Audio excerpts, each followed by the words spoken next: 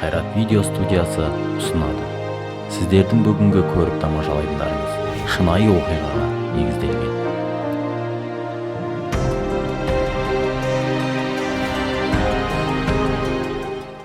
Ұлы байтақ қазақ жерінде 2000 жылдық тарихы бар таразымыздың төрінде бірлігі мен ынтымағы жарасқан отбасында дүбірлі той қуаныштан естелік. Ұлы қуаныш, бақыт, ырыс, берекеге толсын. Тойларымыз тойға ұласын.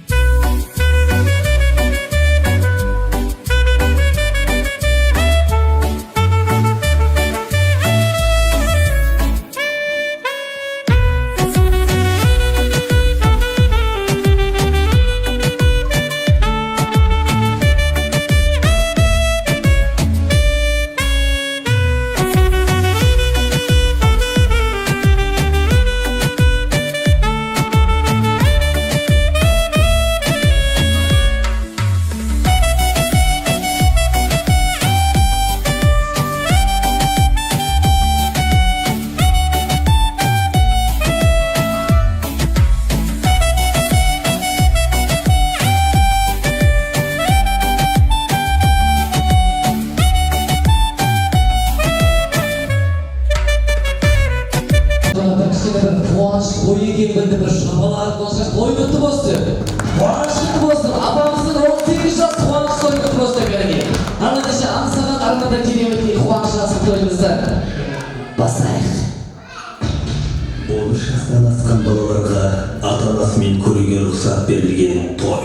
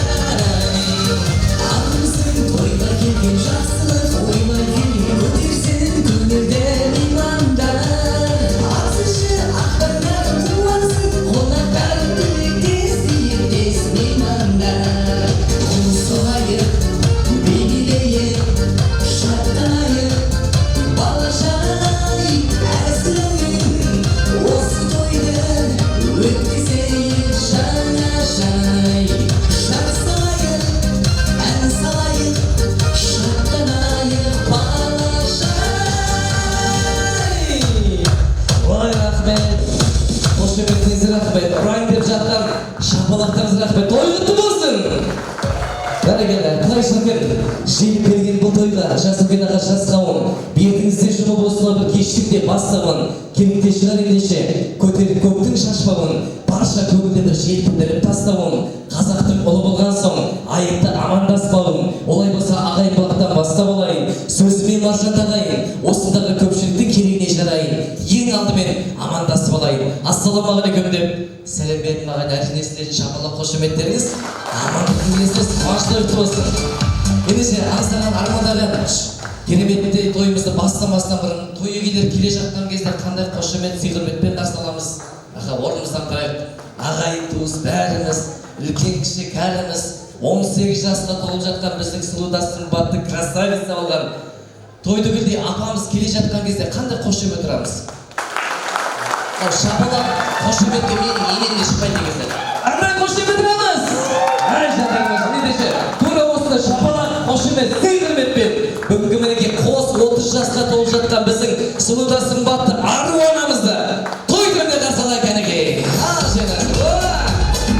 Көйді келе ба, билек билек.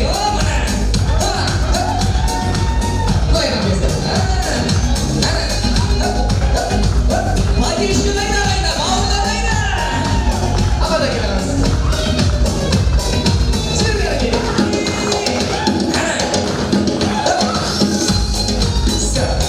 Бәрекелді, сәлеметсіздер, қош келдіңіздер. Қуаныш құтты болсын, аха. Негізі қуаныш ағамыздікі, той құтты болса. Настроение қалай? Көңіл-күй қалай? Жақсы. Тойымыз қандай деңгейде өту керек? Жақсы. Шапалағы сыйырмайды ұнамадыңыз? Жода сағылар, бәрекелді, ақетеге келеміз. Той құтты болсын. Көңіл-күй? Жақсы. Настроение қалай? Жақсы. Тойымыз қандай деңгейде өту керек? Енді сіз жоғарыдан келдіңіз. Қошемет сый-құрмет ұнап отырмыз сізге. Шапаларын қойсыздар. Мен негізі сіздерге отыр деген жоқпын. Аға орнымызда тұрайық. Білемізсіздер, ел басқарған жақта біраз кісілер ағаларымыз отыр. Бүгін сіздерді мен басқарамын. Әркім өз кабинетіне бастық деген сияқты. Пата, қуанышты болсын, аман болыңыздар. Екеуміз менеге сіздерге тілеріміз домбыраның қос шегіндей жуанды жіңішкелі болыңыздар. Өмірді саста тек қана мәңгілік перделедіңіздер. Құрметті ағатай, құрметті абатай, қабірге жеткенше қадіріңіз кетпесін. Аман болыңыз, 100 емес, 150 жасаңыздар. Жабыл алып қойыңыздар. Ендеше қойсақ, біздің мінеге тойды күлде апамызша шын сыйлап келген қонақтар. Алланың берген екі қолын бірдей көтерейікші. Апатай қарабаңыз. Егер шапалақ алмаймыз, Алланың берген екі қолын бірдей көтереміз. Егер де кім қолын көтермейді, апа сол адамның қолтығы қысқа, екі қолтық жыртық. Бәріміз безін өзгіз, апамызды құрмет екені кейін. Қошемет тоқтатпаймыз екені кейін. Апа, сізді құрметіңіз екені кейін. Көрмет екені Шапалақты ұрайын, сән салтанат құрайын, айналайын ағайын, қошеметпен қолдайын. Ауыр бүтін басаман, осындай той жасаған, жасай берсін ол қыздары, керемет той жасаған. Қошеметті ұрайын, сән салтанат құрайын, айналайын ағайын, қошеметпен қолдайын. Айдеш бабамыз деген деген. Ағада келin, Bitmedi. Бәрекелді, міне. Тура осындай көңіл күймен жүрсеңіздер. Алла разы болсын баршамызға. Күшті жайғасыңыздар. Ендеше рұқсат болса, апатай, сіз дастархан басына жайғастырайын деп айтсаңыз, дастархан жайылмапты. Атам қасына жайғастырды, рұқсат. Қуаныш құтты болсын. Аман болыңыздар. Сәлеметсіздер, апкетай. Қош келдіңіз. Айып етпеңіз кәнекей. Сіз кешікпей жүрсіз, ерте бастап жіберген апатай. Бәрекелді, тағы да ассалаумағалейкум. Қош келдіңіздер мінекей. Жандары, жайсаң жандар, алтындай уақыттарын қиып мінекей. Барлық тірлікті жиып келіп отырған баршамызға Алла разы болсын. Қалай десе, рұқсат болса, осындай кереметтей қуаныш тойымыздың мінекей бет-пердесін ашатын осы әулеттің үлкені, қазыналы қартымыз, арнайы кіші жүз мінекей Шөмекей елінің туын биікке көтеріп жүрген той төресі, тамаша бата тілегін арнап келіп отырған Кенжебай етай біздің кереметтей ағамыздан тамаша баталар кәнекей. Құрметті ағатай, кереметтей қуаныш тойымыздың бет-пердесін ашықтап жариялап берсеңіз. Бірінші бата берсеңіз. Иллахи аумин қожайын. Құрметті жолдастар, класстастар, дастарханым ашық болсын, әрқашан тойхана болсын, туған күн құтты болсын.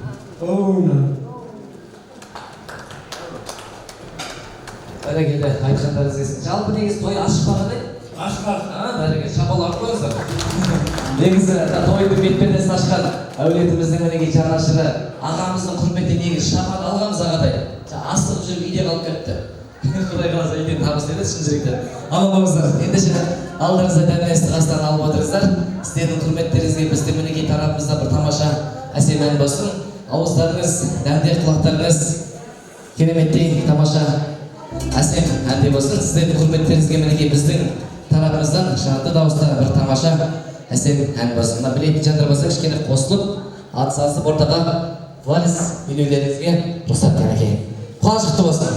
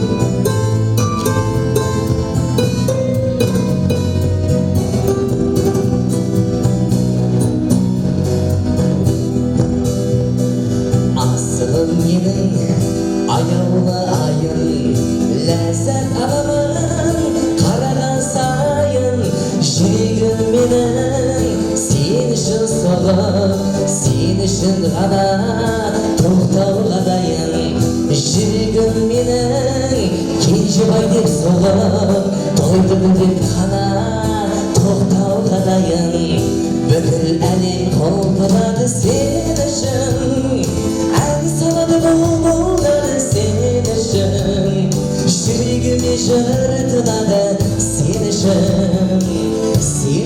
бәрі сен үшін әттеңгідің аңдадым мен сен үшін қияларды самғадым мен сен үшін жүрегіме жыр тынады сен үшін бәрі сен үшін бәрі сен үшін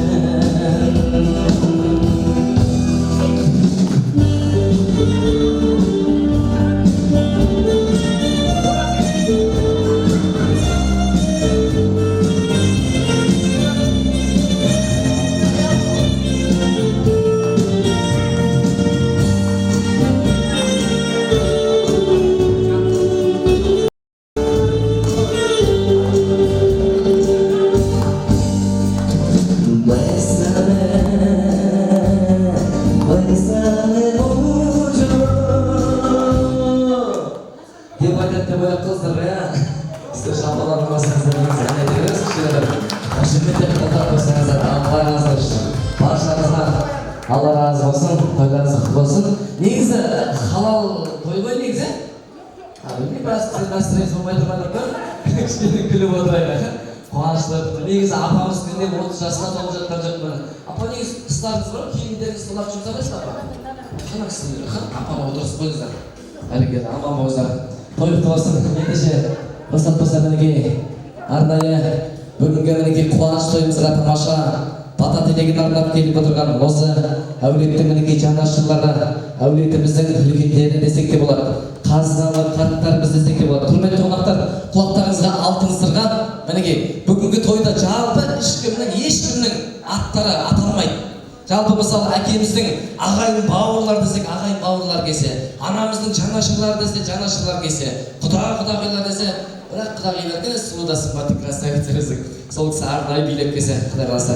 Ендеше рұқсат болса арнайы біздің кереметтей болған мінекей Кенжебайдай ағамыздың, алтын әкеміздің осындағы барша туыстары, жанашыр бауырлары түгелдей ортаға билеп келсеңіздер. Әкеміздің жанашыр бауырлары қайда екен? Билеп келген екен. Алғасында білдірген ертімесен жейсің бе 18 бен 25 айтып белдердесің бәл шәні күлмейлі бүгін білей тұрмайды өз-өзіне әсаса көңіліңде тұрмайды ән шәні күлмейлі бүгін білей тұрмайды өз-өзіне әсаса көңіліңде тұрмайды билер өңірек өмейлі ада билер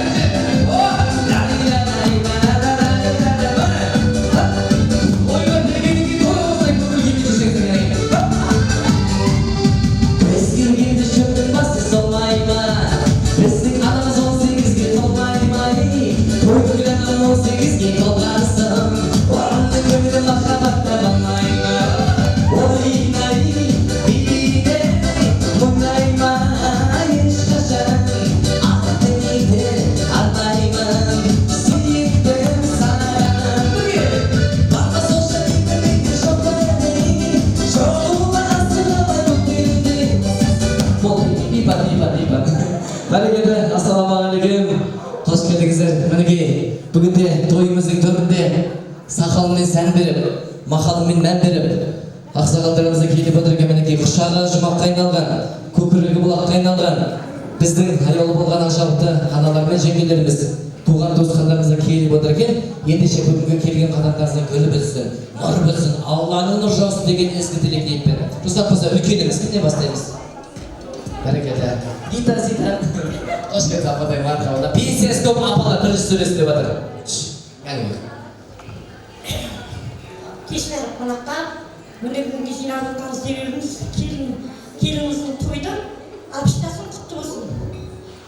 Мына өздері тұрмымыздан қызған күн әрқашан осы шаңыраққа той деп келейік, тойдың куәсі болып жүре берейік. Тойларда ойын сауық құрмай мекен, мойынды берме қарай бұрмай мекен. Кереметті тілектің әділдігін ардаған апатай есіміңіз? шын жігіттер шапалақпай шіркін болмайды екен. Кішкене қуаныш бөлеге білдір шапалақ отырсаңыздар. Апамыздың иығына шапалақпай шапан жауып қойсаңыздар. Той құтты болсын. Апа пенсиясы көп деп отыр. Қанша пенсия аласыз апатай? 100 мың шапалақ қойсыздар. Баршамызға жұмыс істесін, Алла қаласа пенсияға аман есен жетейік. Дұрыс па? Құрметті апатай, мынау сіздерді жамандайтын болса ел болмасын. Сіздердің ұрпақтарыңыз өзге ұрпақтан кем болмасын. Құдай қалап, Алла қалап, апатай келесі айдан бастап пенсияларыңыз $1000 кем болмасын. Амин деп қойшаңдар, машалла қышты. Күні ломбардта жұмыс істейтін сияқтысыз. Күні атсы. Бәрекелді, аман болса келіңіздер. Қош келдіңіз. Қайырлы кеш, қонақтар, дегендеріңізге нұр жаусын. Тойдың 60-тың шерін жастай бәрі аман болып, кенже екеуіңіз туылған ағалардың ортасында аман есен жүре беріңдер, иә? Не дейміз? Туылғанмен құтты болсын жағдайы. Барлықтарыңызға жұмыс болады. Жандар машинасында қазыналардарыңыз аман болсын. Тура екеуміз негіз класстастарсыздар. Аман болсын. Рұқсат болса келіңіздер. Ассалаумағалейкум, ене қалайым. Қыздың жолы жіңішке дейді, ұлдың жолы ұлы жол дейді. Кімнен бастаймыз? Қызы қонақ ат келіңіз. Қош келдіңіз. Шеше туылғаныңыз құтты болсын, 100 жасаңыз. Ағамен бірге 1 жаста Құдайымыз Алла нәсіп етсін, немерені ертіп, шөберені шөлчіп жүре беріңіз. Үйіңізде тек той болсын. Ой жандар машина. Құрметті қонақтар, негізі бүгінгі қуаныш тойға келіп толық болсыздар ма? Или апамыздың осындағы жанашырларына шапалақ ұрып толық болсыздар ма? Негізі шапалақ ұрғанда не болады? Аллаға күші, дұрыс па? Аллаға күшіғада не болады? Ақша пайда болады. Егер де әулеттеріңізде жалпы ақшаларыңыз көп болсын, қошемет ұрып қойсаңыздар. Аман болсын. Қуаныш болсын, келіңіздер аға. Мархабат. Ассалаумағалейкум, кешірім. Жеңше мына туылған құтты болсын. Алғыстасыңыз. Бала шағаның алдында ойнап жүре беріңіз. Басқа не дейді? Бәріңізге жұмыс болсын. Ассалаумағалейкум. Әжешіме туғаныңыз құтты болсын. Жасыңызға жас қосыла берсін. Ағамен бақытты болыңыз. Немерелердің алдыңызда күліп ойнап жүре беріңіз. Аңсаған арманыңа жетті.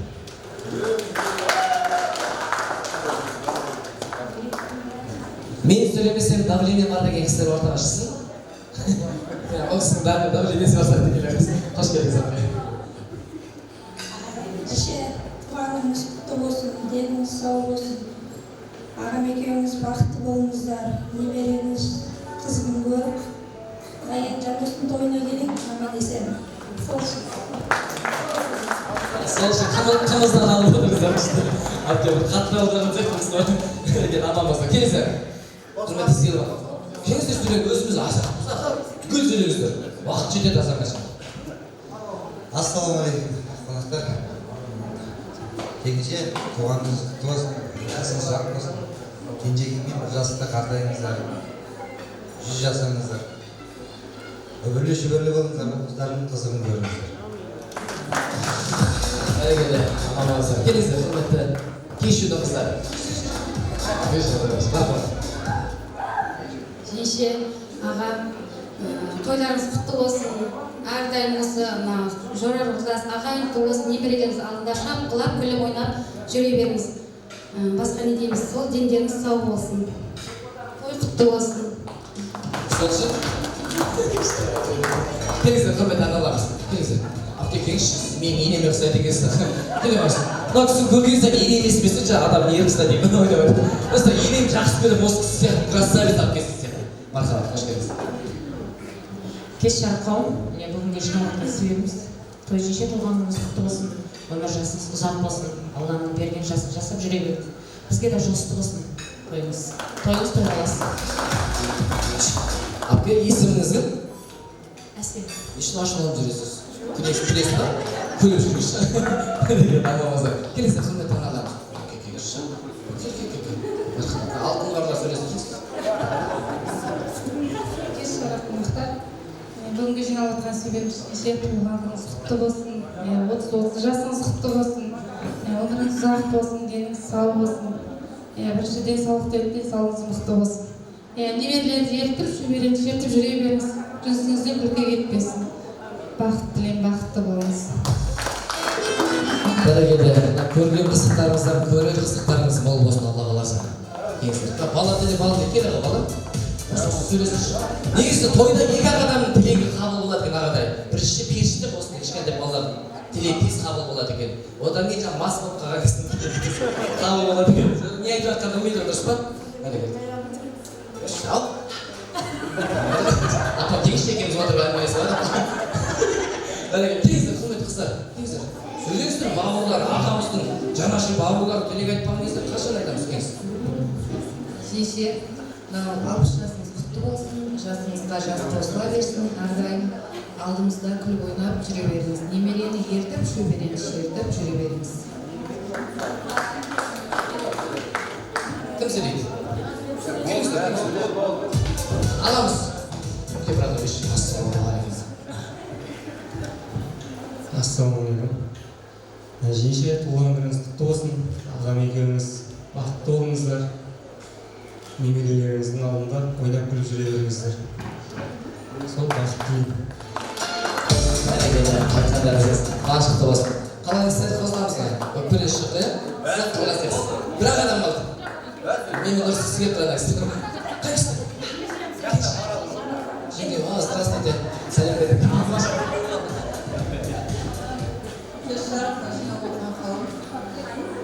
Жеңшені туғаныңыз құтты болсын, деніңіз сау болсын, отбасыңызда әрдайым жақсылықтар бола берсін.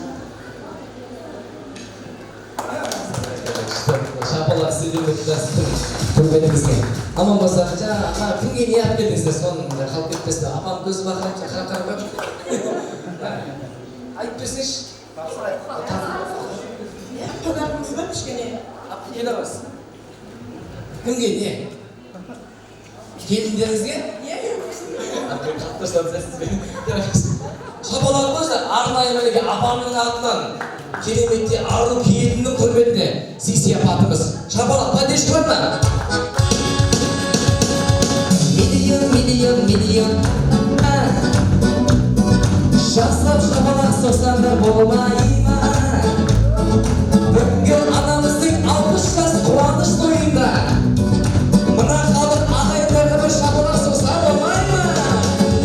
Миллион гүл қайда? Сұлулар суретін сәтпесең болмай ма? Бүгінгі құлпырған кереметтей тыныштық заманда мына халық ағайындарға бір шапалақ соқса болмай ма? Ақ көйлек киген, көк көйлек киген апалардың да бар. Бәрекелді, рахмет, қуаныш құтты болсын. Ендесімізді қыздар, ортаға бір жиынып тұр, бір тамаша естелік сурет болсын. Мінекей, арнайы апамыздың 18 жас қуаныш тойына бір тамаша естелік сурет болсын. Апамызды ортаға сурет берсек, сәл жақындырыңыздар, күліп сурет берсек. Сүйдің дақтың жазып қанатын, біздің көлдер ұшықты. Менің сәулем, ал менің сәулем, менің сәулем сұлу болатын. Бәрекелді. Ендеше бидің ақшасын төлейміз, одан кейін билейміз. Ортада ата-аналар биі болсын керек. Жіберіңіздер. Апа кел. Биде. Келіңіздер ағалар. Жалғастырға. Ортаға биге шығар. Свет жаға.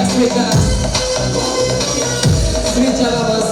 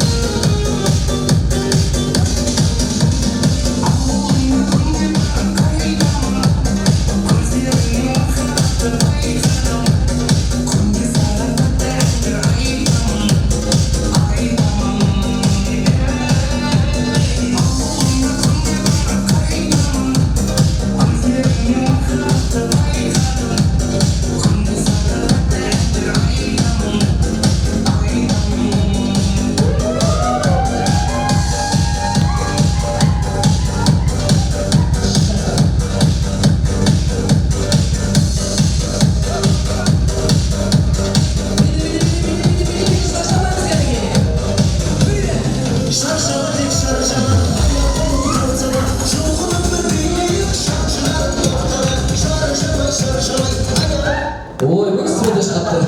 Бәрекелді жайғасар. Кино сіздерге үлкен ескерту. Осы тойда біреудің әйелімен ішпеден артық билемеңіздер. Одан кейін бауыр басып қалып. Сіздің ағалар өте жақсы негізі. Қуанышты болсын. Ендеше қысқартпасында сырттағы барша қонақтарды ішке қарай шақырсаңыздар. Қазір керемет деменеге біздің арнайы апамыздың сіздерге деген тосын сыйлары өте көп. Сыртта қонақтар түгелдей шақырайық ішке қарай. Қазір тамаша ойындарымыз болады.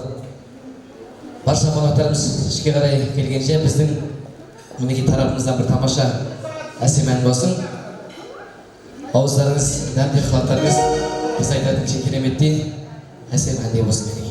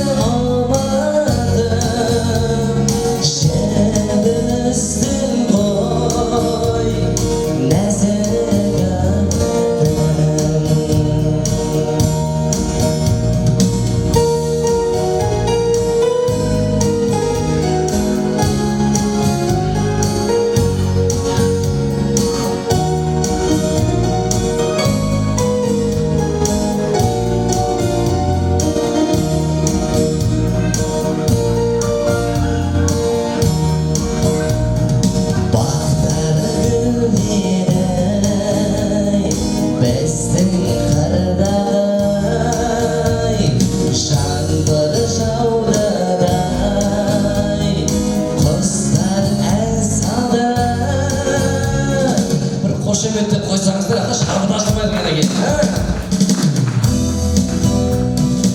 Шабалақты ұрып қаспенен, атқандай болдың мені қаспенен. Көріп сенің сұлу көздеріңді, кетіп қалды мына бас деген. Жаратқандай сені басқамен, өзіңе шынайына рас көнем. Махаббатты улайтын қымыз болса, болайық сен үшін мас көнем. Жаратқандай сені басқамен, өзіңе шынайына рас көнем. Махаббатты улайтын қымыз болса, болайық сен үшін мас көнем.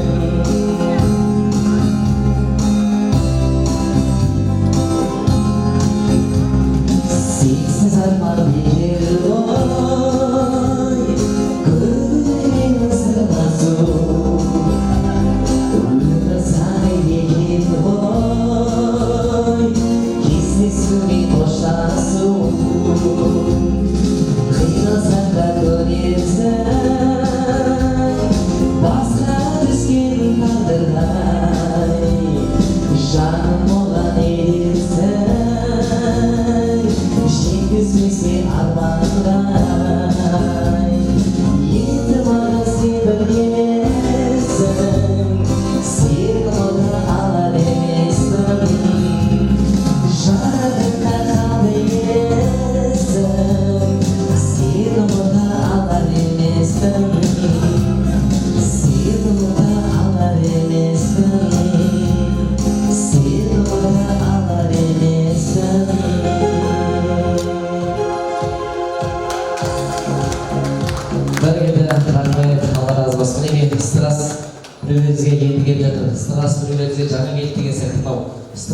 сіздерді ортаға шақырып алқыннан алмай арнайы тағы да сіздердің құрметтеріңізге тамаша әсем әніміз болсын. Арнайы Шәмші Қалдаяқов атамыздың бір тамаша әсем әндеріне бір тамбури болсын, білетін жандар болса кішкене қосылып атсалысып отырсаңыздар. Ортаға шығып вальс десеңіздер де болса құрметті ағалар, жеңгем айтып еді вальске шақырышты. Қабылдаңыздар арнайы сіздердің құрметтеріңізге.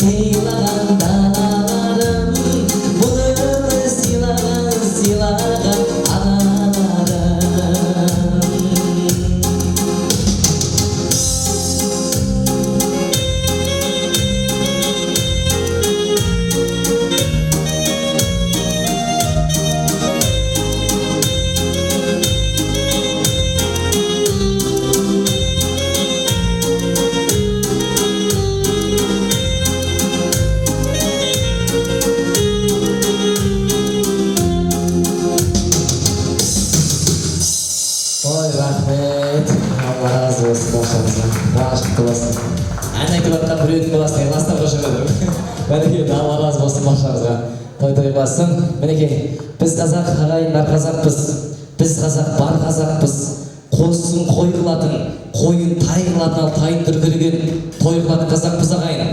Ат байлатып шарбаққа шабан ба деп, елеңдеймін жақынымды табан ба деп, өткеннен де кеткеннен де сұрайын мен, біздің осында кереметтей болған шөмекейлердің, әрімдердің елдері аман ба деп, шөмекей елі, той құтты болсын, ура! Әлімдер той құтты болсын, ура! Бәрекелді апамыздың мінекей жанашырлары. Ортада шапырашылар бар екен? Жоқ па? Апкетай өз туысқандарымыз деп атқан ғой. Көкке самға бөлермен мақсатыма жетейін, рұқсат болса өзімді таныстырып өтейін. Шапырашты деген елденмін, аталы елдің ұлымын, қайрат менің есімім, ата жолын көргенмін, қазақтың сиыр жігіті, сәтті өткізіп бұл тойды алғыс алуға келгенмін. Болады ғой той жетім, ешкім көңіл бөлмесе, тойларыңыз ағайын той қыласын. Ендешеліңіз бізге де бір жарқын қошемет жетеді негізі. Бәрекелді, аман болыңыздар, Алла разы болсын, Алла биіктіктеріңізді берсін. Алла қаласа, құрметті ағайын, осы сіздердің ұрпақтарыңыз бүкіл әлемнің, яғни Қазақстанның түкпір-түкпірінде менмін деген азаматшалардан болсын, Алла қаласа. Қари ұрпақтан болсын, Құдай қаласа. Сол күнге жетейік, Құдай қаласа. Дұрыс па ағайын? Аман болыңыздар. Ендеше, рұқсат болса, мінекей, ыстық астың үстінде тағы да бір уақытта сәл тиімді пайдалана отырып, тамаша мінекей бата тілектерін арнап келіп отырған осындағы арнайы бүгін мінекей қос 30 жасқа толып жатқан біздің сұлу да сымбатты ару анамыз Тынымгүлдей міне біздің кереметтей осындағы апамыздың Тойдыгүл апамыздың осындағы барша жанашыр мінекей құдағилары және де апамыздың жанашыр бауырлары кішкене қуаныш той екен беріп ортаға күліп ойнап билеп шапқылап келсеңіздер кәнекей арнайы апамыздың жанашыр бауырлары сұлу да сымбатты біздің алтын құдағи ортаға сізде билеп келсеңіз кәнекей. Жібер маэстро, әулетіміздің жанашырлары есімдері аталған деп айтпай-ақ қой не апамыздың жанашыр бауырлары түгелдей ортаға билеп келсеңіздер кәнекей.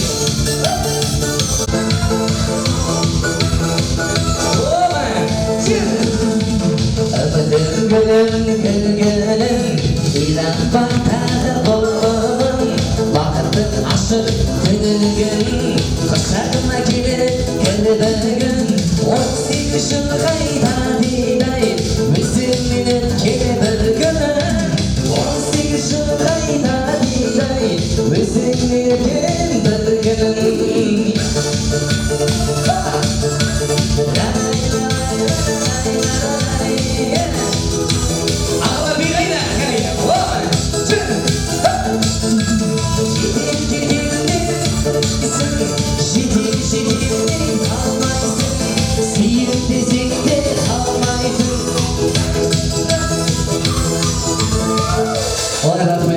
Рахмет. Ассалаумағалейкум. Қош келдіңіздер, құрметті мінекей жандары, жайсаң жандар, мінекей апамыздың осындағы жанашыр бауырлары. Сәл жақын тұрсаңыздар, қа? Бізде жаман еш шықпаған жоқ. Сәл жақын тұрайық. Құрметті аға бауырлар, кәдімгі қош келдіңіздер. Мінекей бүгінгі әулеттеріңізде сәулет жарысқан думан тошын жігіттер құтты болсын. Достарымызда үлкен емес, кімдер де басында? Апалардар ба? Қош келдіңіздер апалар. Мархабат. Кеш жарық, құрметті қонақтар, Қарагөз бүгінгі 60 жасың құтты болсын. Өмір жасың ұзақ болсын. Семьяңда бақытты бол. Мына кенже екеуің өсіріп жатқан балапандарының қызығын көр. Тойын тойғаласа берсін. Жасыма жас болсын, әрқашан денің сау болсын. Ортамызда күліп ойнап, бауырлардың алдында жүре бер. Ой, жандар, машинаға қуаныш құтты болсын. Апамызда қошемет жоқ па не? Аман болыңыздар. Рұқсат болса, құрметті ашауытты әжемізден тамаша бата тілек алайық. Қош келдіңіздер. Кеш жарық тойсын қауым. Қазағымның әр шағарында осындай тойлар көп болып, осы той баршаларыңызға жұғысты да құтты болсын. Құдағи, мінекей 60 жасқа толып жатыр екенсіз. 60 жасқа келгенің, кәрілікке енгенің, ұл мен қызың ер жетіп, қызығына бөлендің деп балаларыңыздың тек қана қызығын көріп, балаларыңыздың артында жүре беріңіз. Басыңыздағы, жүзіңіздегі әжіміңіз бен сарайыңыз жүзіңізге жарасқан, немерелеріңіз айналасыңыз таласқан, салиқалы қария ата әже болыңыздар. Мен соған тектеспін. 60 жасқа келгенше адамдаймыз базарға, ал 60-тан өткен соң қайтқандаймыз үйімізге жай ғана деп біз бәріміз де 60-қа келді, Құдайға шүкір 60-тан өтіп жатырмыз. Оқылған кітаптың бетіне аударылып жатыр өміріміз. Қалған өмірімізде тек қана осы балалардың қызық қуаныштың, еліміздің тыныштығын, жұртымыздың амандығын тілейік. Ел аман, жұрт тыныш болса, алдымызда балаларымыз құлдыраңдап ойнап жүрсе, немерелеріміз айналамызда шолдап жүрсе, ата мен әжеге бұдан асқан қандай бақыт бар? Сол бақытты сізге тілерім. Айта берсем тілек көп. Айтқан тілекті сөз жерге қабылдаңыз. Алладан шын ниетпен осы тойханада тұрып, барлық жақсылықты сізге тіледік. Біз тіледік, Алла қабыл етсін. Бәрекелді, апалар аман болыңыздар. Осындай қазыналы қарттарымыз қаншалықты аналарымыз аман болсын. Қуанышты болсын. Рұстап бізді келіңіздер, құрметті ағамыз. Қысқаның бастыңызда милая Аннадан айнымайтын сұлуда сымбатты красавица Биші ағамыз сөйлесіп арқалап қош келіңіз. Кенжешізде, тойларда бүгінгі туған күндеріңіз құтты болсын, жастарыңыз жас болсын, балаларымыздың қызығына тоймай, Алланың берген жасын жасап жүре беріңіздер. Дүниедегі барлық жақсылықты тілеймін, денсаулықтарыңыз мықты болсын. Әрқашан сіздің үйіңізге той деп келейік. Дастарханыңыз ашық болсын, келген қонақтардың қабағына гүл бітсін, еліміз аман, жұртымыз тыныш болып, бақытты да баянды ғұмыр кешіңіз. Бәрекелді, аман болыңыздар. Тойда боласың. Келіңіздер, құрметті аналарымыз. Мархабат. Мынау алтын сақина кімдікі? Ол алып кетірші, алып келсін. Мархабат. Құрметті қонақтар, мынау жиналып тұрған себебіміз бауырымның 60 жасы, бауырым 60 жасың құтты болсын. Дүниедегі барлық жақсылық тілеймін, әлемнің күнінің шаттыққа, қуанышқа толы болсын. Мына өсіріп отырған ұл қыздарымның, немерелерімнің қызығын көріп, не деймін? Әрқайсыларымыздың үйлерінде осындай қуаныш болсын, шаттық болсын, еліміз аман, жұртымыз тыныш болсын. 100 жасқа. Келіңіздер, құрметті ағалар, ассалаумағалейкум. Мархабат, тілек кезек өсіңіздер болсын. Сіздің есімі? Алтындай ағамыз Мұрат. Мұрат шына бір халық шапалақ ұрады деп жазғапты. Қош өтіп көшіңіз, Мұрат аға, қош келдіңіз. Мархабат. Мінекей көрінгеннің қуаныш тойынан көрінбейтін азды мықтылардың бірі ел ағамыз мінекей Алтындай ағамызға қош келдіңіздер деп тағы бір шапалақ қосыңыздар. Мархабат аға, қош келдіңіз. Рахмет. Ассалаумағалейкум, құрметті қонақтар. Бүгінгі мынау жиын тойлар келсін, мерейіз той 60 жасы. 60 жасыңыз құтты болсын, өмір жасыңыз ұзақ болсын. Алла әрдайым жүзіңіз жарық қылсын, мәртебеңіз биік болсын. Өмірде бақытты болыңыз, тойыңыз тойға болсын. Ел аман, жұрт тыныш болсын.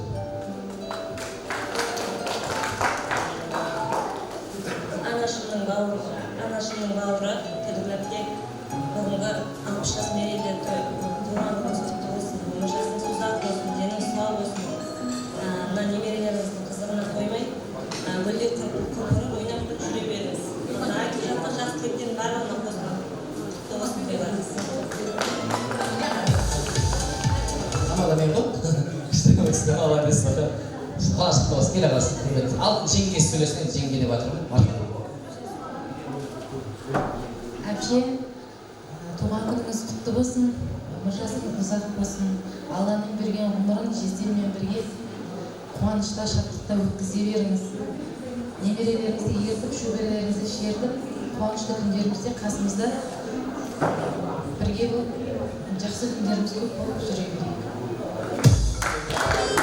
Сол үшін қымыздан алып отырсаңыздар. Бір бастырсаңыз ағадай. Келіңіздер. Ассалаумағалейкум, таушы қауым. Жинап отырған себебіміз тойларда 60 жылдықтар жинасыңыз құтты болсын, өмір жасыңыз ұзақ болсын, деніңіз сау болсын.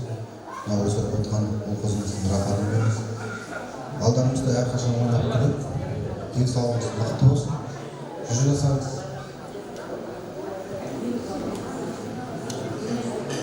Ой, ағамызға күшті айттыңыз. Тілек айтсаңызшы келіп. Күшті жақсылап киіндіріп берсеңіз. Мархабат.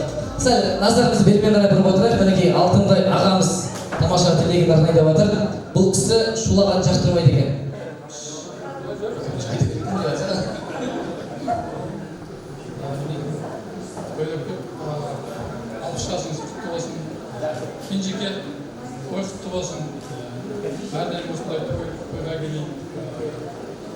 өміріңіз ұзақ болсын.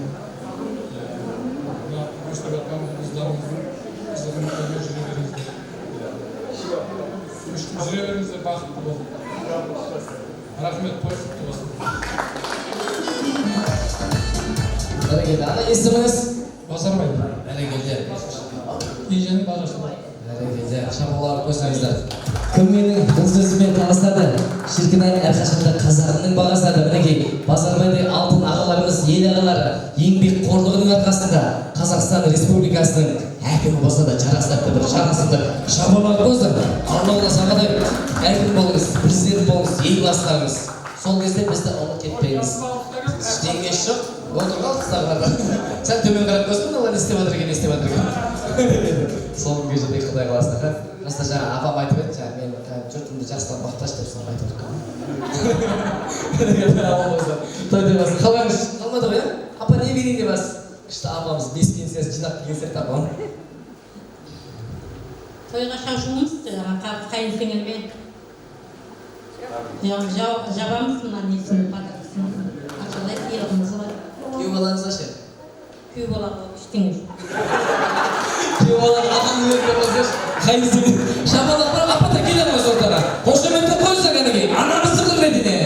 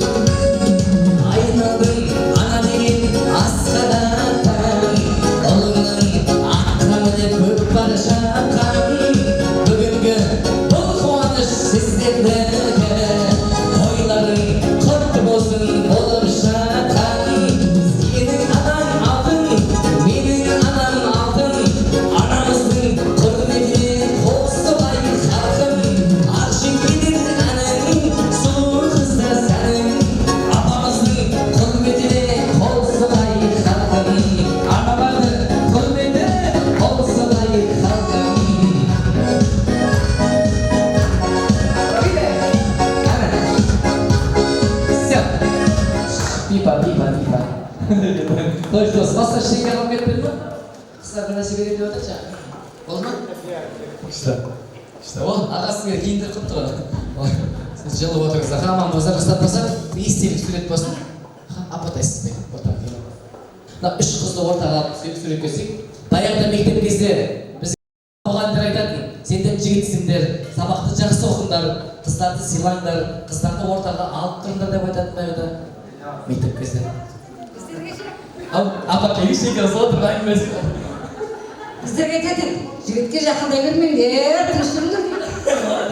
Апа ол сіздердің кездеріңізде ғой. Аға біздің кезден басқа. Шыдаған, сәт келіп тұрып суреткесек. Жүректің сағыныш, ән жырыңды алыбыш, шын сыйдақым өмірден, махаббаттың бағыныш. Рахмет аға. Ендеше біз болса сіздердің құрметтеріңізде қатарынан 3-4 би болсын. Ортада, иә? Жібермесін. Апатай, арнайы сізді құрметіңізге әше.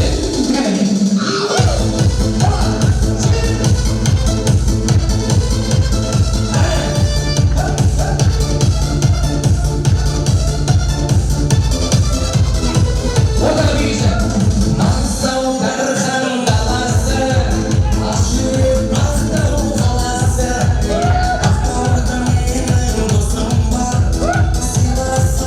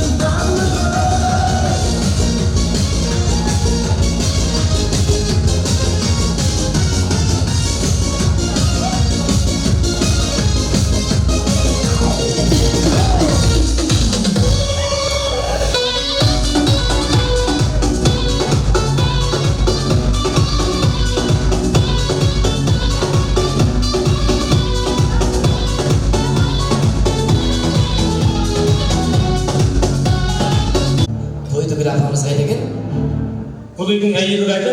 Әйелі қайда? Бұл үйдің әйелі қайда? Әйелі қайда? Бұл үйдің әйелі қайда? Бірақ, апа да келеміз. Жай.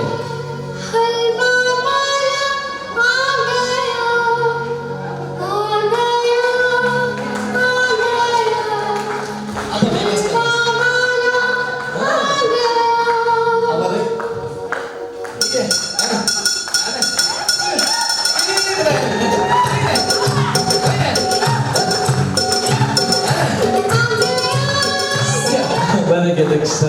Апатай молодец. Алла бейіміңізді берсін. Апа көңіл күй қалай? Настроениеңіз алғашқы жақсы. Бүйтіңізші. Апатай оң жақ беттен аспай қарап шығыңыз сол жаға шейін. Көрейік сізді сыйлап келді ма, сынап келді ма?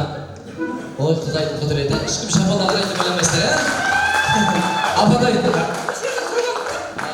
Апатай тойдың басы қандай болса, той аяғына шейін сондай болады, дұрыс па? Той егесінің көңіл күйі, пейілі қандай болса, той тақасы сондай болады. Ендеше Рұстам ана жерде тұрасыз, мен сізді ортаға шақырамын. Ортаға билеп келіңізші. Және ма? Мақұл ма? Бүкіл халық орнынан тұрып шапалақ ұрады сізді көрмедіңіз. Ендеше Рұстам құрметті ағайын, бүгінгі қуаныш тойымыздың төресі, тойымыздың егесі, алтындай болған мінекей кіші жүз Жұмекейлі елінің мінекей ару келіні, Ананди келіні, әлім елінің красавица ару қызы, алдарыңызда тойды күн қана! Батешкін айна! Апа, бір айналып келсен! Достар, қандай! Ола міне! Осымен батешкін айна!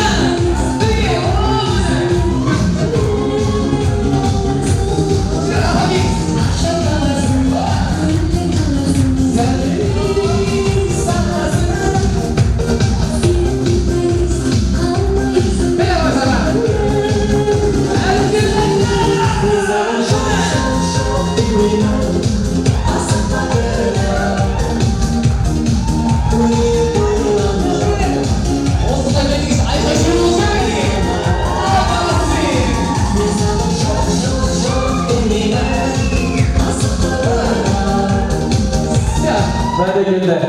Қалай келеді апамыз? Олай Апке молодец, апкетай.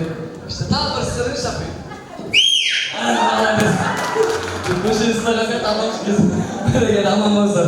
Той құтты болсын. Келе бағыз. Негізі құрметті ағалар, Алла разы болсын баршаңыз. Міне, тойға келгеннен тура осындай көңіл күймен жүрсеңіздер. Менің мінекей алтындай болған тойды күндей апамыз анамыздың мінекей қамқоршы жан-жады Кенжебай, яғни әкеміздің азан шағат болған есімі К әрпіне бастап тұрсыз ба? Әкеміз қандай азамат мысалы? Қазақша, орысша, өзбекше кәрпірсеңіз де бола береді. Әкеміз қандай азамат? К әрпіне. Кең пейілді, және де? Керемет, және де? Керемет. Красавчик. Молодец. Красавчик. Көңілді. Молодец. Және де? Ал. Шайшыңыз аға. К. Әкеміз қандай азамат?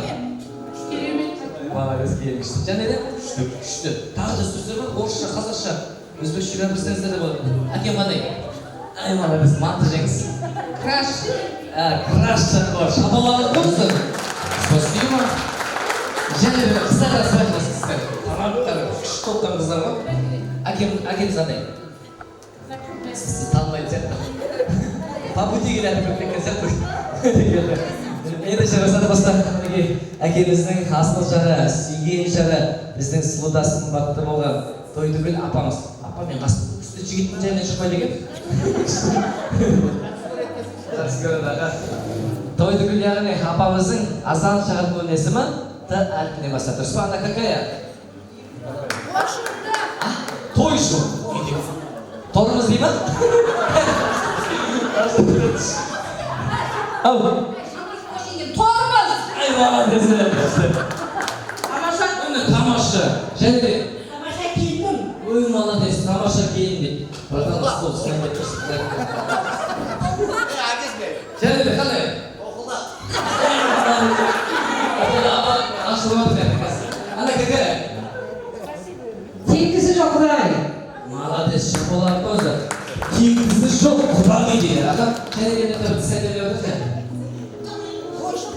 Қойшы айтып қойған күшті ең бірінші. Жетеде қандай? Ана кекай. Тәп-тәпті. Тәп-тәпті қайнап кел дейді. Күшті. Және де? Сізді бір кенже балаңыз сияқты болсын, е? Бәрекелді. Бауыры бүтін басаман осындай кереметтей тойды дүркіретіп жасаған бүгінгі тойымыздың төрелерінде бір шапалақ бар ма ағайын? Осы жерде тоқтатпаймыз кәдеге. Бірге! Шапалақтың ұрайы, сән салыңа құрайы,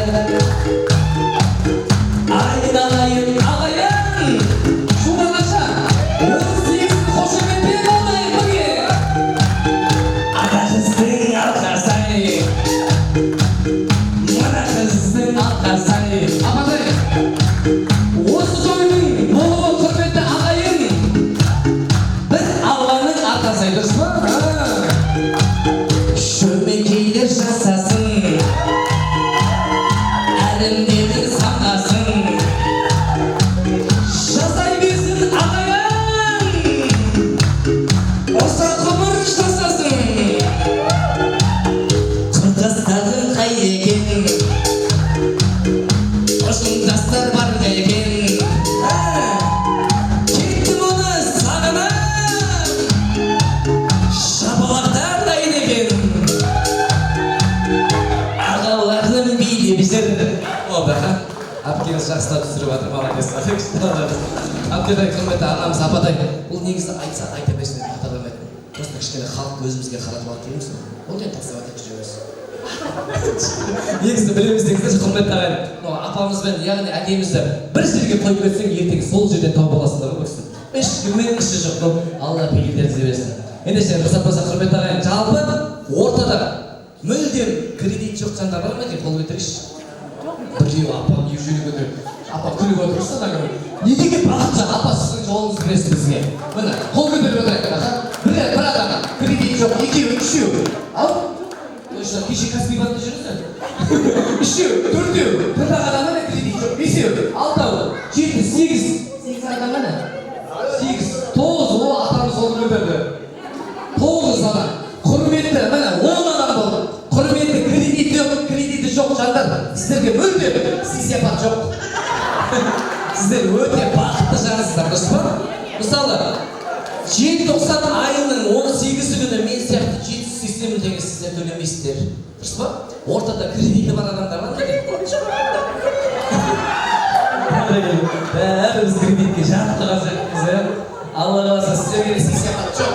Қастарыңызда отырған, яғни кредиті жоқ жандардың жақсылығы Алла қаласа ертеңнен қалмай өкіметтің компьютері түгелдей күйіп кетіп бүкіл кредиттеріміз кешіп кетсін Алла қаласа. 90-шы жылдары, 2000-шы жылдары сондай күшті тойлар болшы да, дұрыс па? Сіз білесіз ба өзді? Ендеше, құрметті ағайын, кішкене назарыңызды сәл берімен қарай бұрып отырсаңыздар, мына жердегі міне сый-сияпаттарды көрдіңіздер ғой. Осы сый-сияпаттардың арасына, яғни осы әулеттің сұлу да сымбатты красавица Зина есімді қыздар танисыздар ғой, аха, сол кісі ақшалай сый-сияпаттар жаздырған араларына.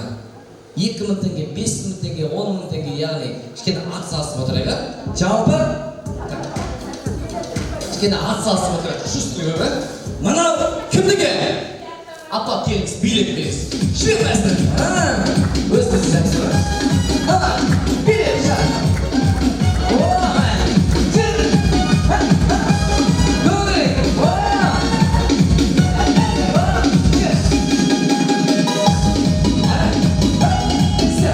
Қош келдіңіз. Мынау кімдікі? Менікі? Бақ. Просто алас келес. Шапалақ қойсың. Апам шот қорғады. Так, ендеше, мынада точно ақша бар. Ана жүрегім сезіп тұр. Мынау кімдікі? Ол көтерге кім? Кел, сала-салайын емес, ортаға билеп келіңіз. Сары шашты красавица. Водичка қайда?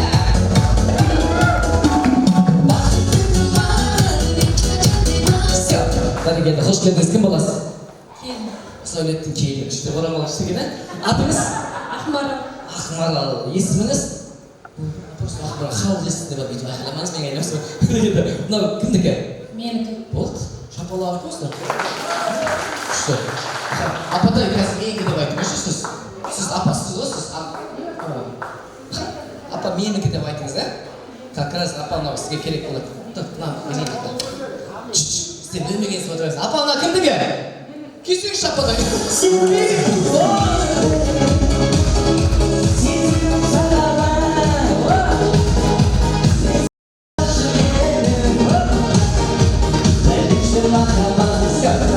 қош келдіңіз апатай ақ жауапты анамыздан шапалақ қойсаңыздар апа кім боласыз танысып отырайық класстасым кімнің класстасы ойдың апамыздың алтындай класстасы атыңыз гүлнара гүлнара анамызға шапалақ қойсын апа мына кімдікі болды апа сіздікі ғой бәрекелді шапалақ қойсын қошеметтеп қойсаңыз қызықтың көкесі енді бастады таластың көкесі мына фильмде точно 10 000 теңге бар ішінде Зина ханым салған ішінде дұрыс па айта берсек кімдер бармыз құрметті ағайын мынау кішкене атсалысып отырайық мынау бірінші апа айтып алайын апа мынау кімдікі бұл енді біздікі енді еңбектеніп аламыз қазір үлкен экранға назарларыңызды бұрыңыздар деп айтайын десем экран істемейді екен бұл жақта бағана бері ән айтып жатырмық бізде жүрекпен жырлап жүрекпен сіздер де тыңдап отырсыздар сіздердің кездеріңіздегі яғни ескі әндерді қазір әуенін орындайтын боламыз сол әнді білетін қонақтар болса қолымызды көтеріп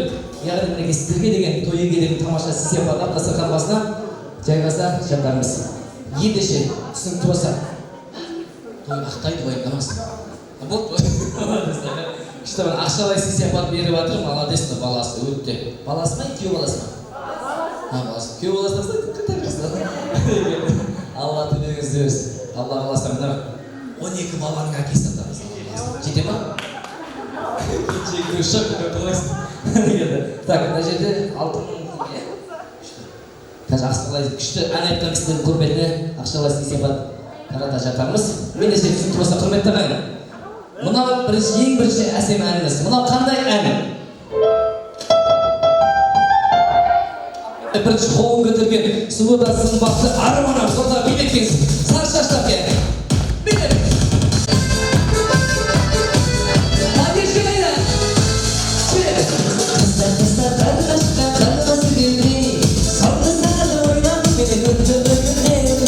сәлеметсіздер қош келдіңіз кім боласыз құрдастар атыңыз ғазиза есіміңіз ғазиза есімі өте ерекше екен әпке менің де келіншегім есімі өте ерекше аты білесіз ба аты кім екен білмеймін аты жұмағали қалжың әпкеде қош келдіңіз так әннің аты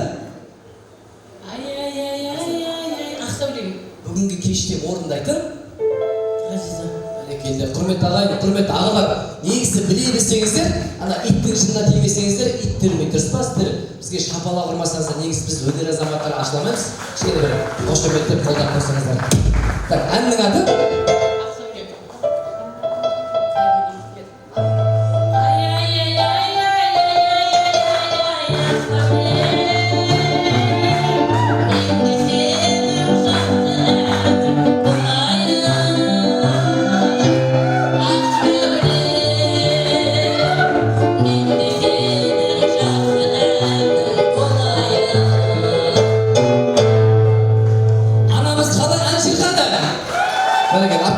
шын жүректен тамаша әсем ән шырқағаны үшін 2000 теңге сіздің құрметіңізге шапалақ қойыңыздар бәлем тойдан тобықтайды әпке как раз таксиге керек болады екен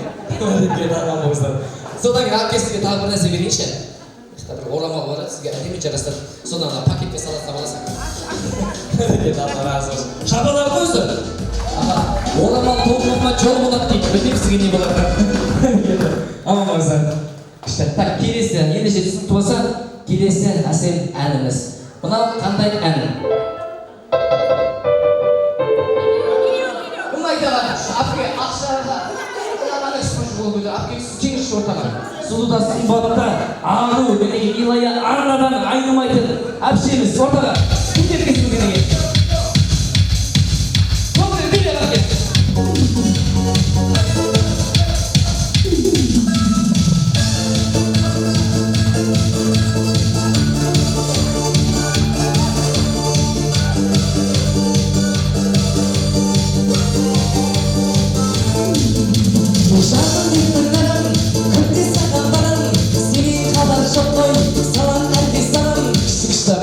dediniz. Qanday edi? Apkemiz Jonmotga qarshi ishda. Apke, xo'sh keldingiz. Kim bo'lasiz? Tanishib o'tiring. Bavri. Kimning? To'ylabken bavri. To'ylabkemizning oltinday bavri, janashiri, meniki bavri deb sal chaqirtirsangiz, apkada anning ati Million. Million alacağız. Bugungi kechda o'rnaydi. Bayan. Mana keldi. Bayan onamizga shapaloq qo'ysangiz. Ketib, apka so'z bilasiz-ku. Kimga qaymas-da? Million.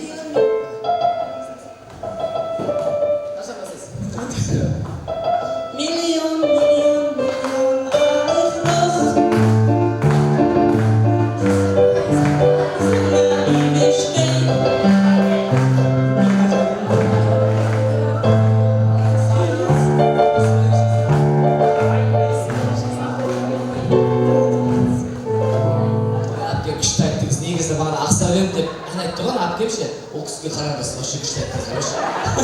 Şabalarında zaten şun yüzdek durmalı. Apki algıs gerek, algıs gerek durmalı. Apki kele alış. Özümüzge ondan sisepat tanışına, apki beriz. Arasında apki. Akşalay sisepat var. Aslında kötürüp kalırsan, mesela 10 bin tenge görürüz. O kutabalan ki. Şabalar koysan, hoşum etti koysan. Allah razı olsun arkadaşlar, aman olsun. Endi siz tursa kelesi әсем әніміз. Мынау қандай ән? Билейікші, төрде отырған үш апамыз отырған. Үш бидің бір келіншектері ұқсап, Төле би, Қазыбек би, Айтеке бидің келіншегі ұқсап отырған. Үш апа. Құрметіңіз бір ән жазсаңыз, мен құрметті апалар. Сіздер dinleyесіз отыра беріңіздер, құрметті апалар, мынау қандай ән? Арш шағасында деген ән қандай апа? Апа, арш шағасында деген ән қандай? Апа, ортаға билетпейсіңіз. Біздің сұлудасың болса арманымыз ғана келеді. Bitmile.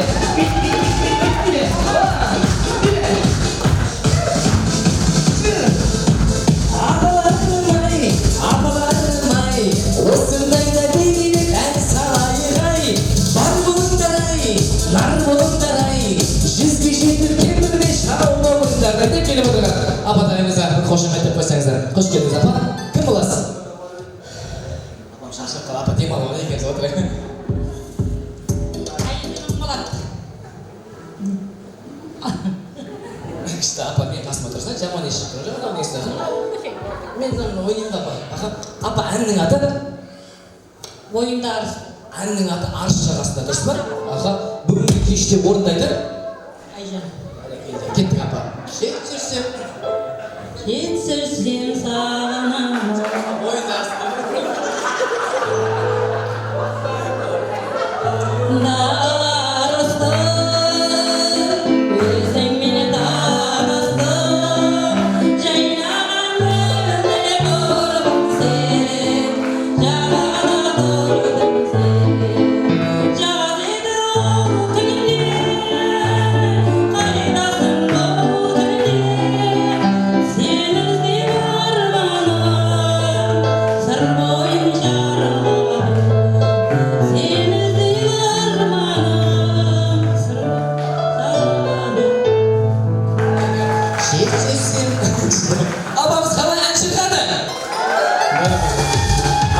Пенсияңыздан бұрын аманыз. Шапалар көзді шын жүректен ұлдарыңыздың атынан ақшалай сізге батыр. Саған да берейін ба нәрсе? Көзін батырайдым. Так, ендеше келесі әсем әніміз. Мынау қандай ән, құрметті жастар, кішкене сіздер де ат салысып отырсаңыздар. Мынау қандай ән? Бұлай кәді, күшті сепат берем. Апамыз ба бір апа кеңіш. Апа, әпше, красавица болған біздің сұлуда сымбатты ару анамыз отыр билеп келсеңіз кәнеке.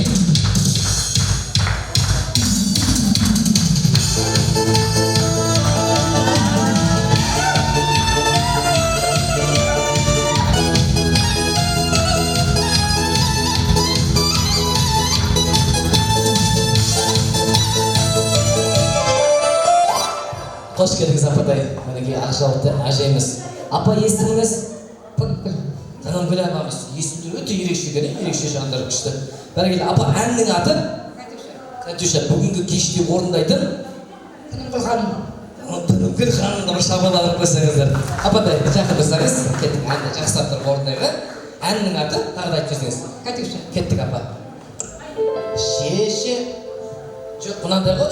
Шешек атты өрдік алмағашы. Дұрыс па? Жаңа қасыңызда жаңаша шапалақ алып қойсаңыздар апамызға. Кеттік апа. Арқа. Шешек атты алмағашта қыз мықты маңы еместіңді.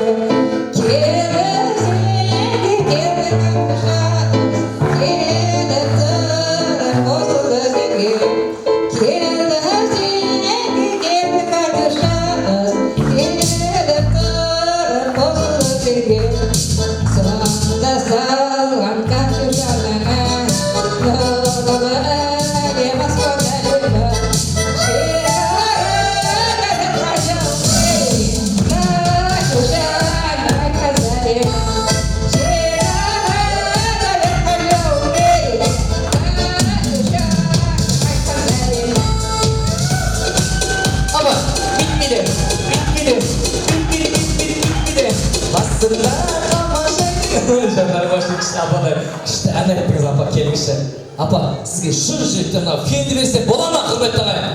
Апамыз күшті ән айтқан үшін шын жүректе ападай, сіздің құрметіңізге. Алла разы болсын, Алла бейніңізге берсін ападай. Апа негізді жалпы келін болып түскеніңізде қанша жыл болды? 42 жыл. 47. 42 жалпы қошеметтеп қойсаңыздар. Мынау басыңыздағы алшауыт орамалды шешпегеніңізде неше жыл болды? 4 жыл. 4 жыл болды ма апа? Күшті вообще шешпейсіз. Орамалдың астында не болып жатыр деп жаңа. Апатай, сіздің басыңыздағы ақшалықты орамалды, орамалсыз тақырбас келіндерге апа жоқ істесіз. Күшті ғой дұрыс па? Қазақтың келіндеріміз, апамыз сияқты, әжеміз сияқты орамал тағымаса күшті деп, мысалы, біраз кісілер мені жақтырмай қалды деп жаңа. Енді ашық болса да шындық деп жатыр, дұрыс па апа? Бұл орамалдың астында қазағымның салты жатыр. Ой, молодец мына. Апа, ұстағаныңыз алтын болсын, жүзіңіз жарқын болсын. Сізді ренжіткен шалдар болса, шептерінен бақытты болсын апа. Бәрекелді, аман болсын. Шапалақ қойса апамыздың құрметіне бәрекелді. Той басын, аман сәт болса, ең соңғы әніміз болсын. Аға, құрметті жігіттер, сіздердің құрметтеріңізді бір ән жасырам, ат салысып отырсаңыздар. Мынау қандай құрметті жігіттер?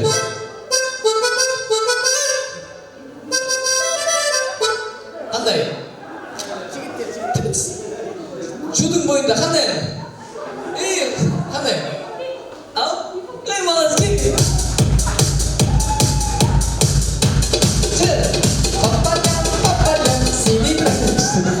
Қош келдіңіз. Әпке, әннің аты? Ой, молодец, дұрыс емес. Ақа қараңыз, апа. Жан бірі. Бәрі қандай? Бұрын, ал? Содан қандай? Шудың бойында деген әпке. Ақа, әпкейін ортаға әдемі көйлеп киген үшін сізге бір сый сияпат берейінші. Өзіңізге ұнағанын алып берейінші. Аламыз кеңіз. Кеңіз, алғыңыз келіп тұрады, кеңіз. Алсыңызшы. Әпке, кеңіз, өзім адамын айнымайды кеңіз. Ана мысалға, көрсіңізші етіңіз. Құташ әпке. Шапалап қойыңыздар. Күшті әдемі жан, әпке балаңыз. Вообще негіз, әпке. Вообще күшті әпкеңіз. Апамнан да күшті әпкеңіз. Сөзі өте ағын аланы. Жүректе сырқыда қалады, жүректен жүреді. Құрметті қыздар, сіздердің құрметіңізді ән жасырайды, арада жасырсыздар дейсіз. Мынау қандай ән? Мұқият атсалысып отырғандар, күшті сияпат береді. Және де ақшалай сияпат береміз. Мынау қандай ән, құрметті қыздар?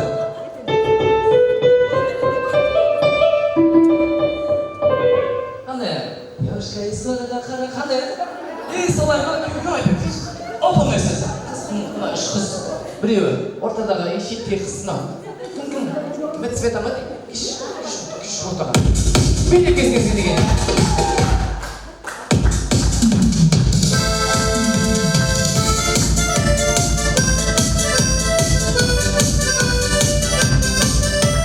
Тура жаңа апамыз сияқты билейін деген бөкістер. Қош келдіңіз. Кім боласыз? Таныстап отырайық? Осы әулеттен келдім. Осы әулеттің сұлу сымбатты анан дегеніне шапалақ қойсаңыздар аты. Күшті.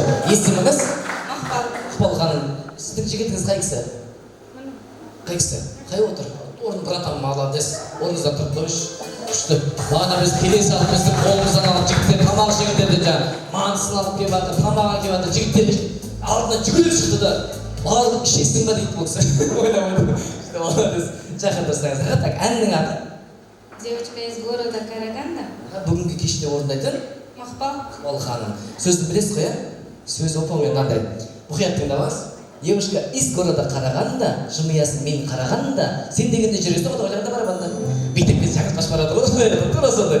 Девушка из города Караганда, жымиясын мен қарағанда, сен дегенде жүресің ғой, ойлағанда барабанда.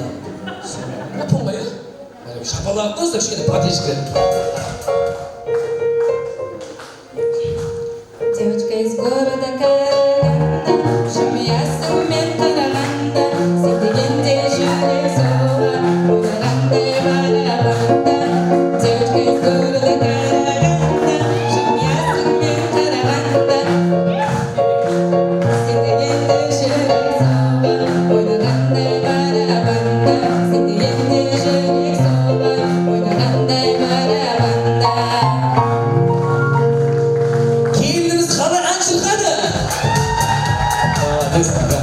Шын жүректен мың теңге сіздің құрметіңізге ала қойыңыз, как раз.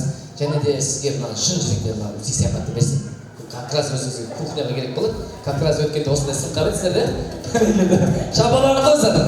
Бәрекелді, аман болсын. Алла бейінге берсін. Так, бізде бәрі бір екі-үш сый сияпат қалды, бір екі-үш ән жазып салайын, иә? Тарап берейік, құрметті. Жалпы ән айтпаған кісілер сіздер. Мысалы, кім ән айтқан жоқ? Күшті ортада ән айта алатын кісі бар ма ортада? Кім бар? Апке. Апке, қандай ән білесіз мысалы? Кім үстін алмай деген ән білесіз, Апке? Апке, ортаға бейтек десең керек.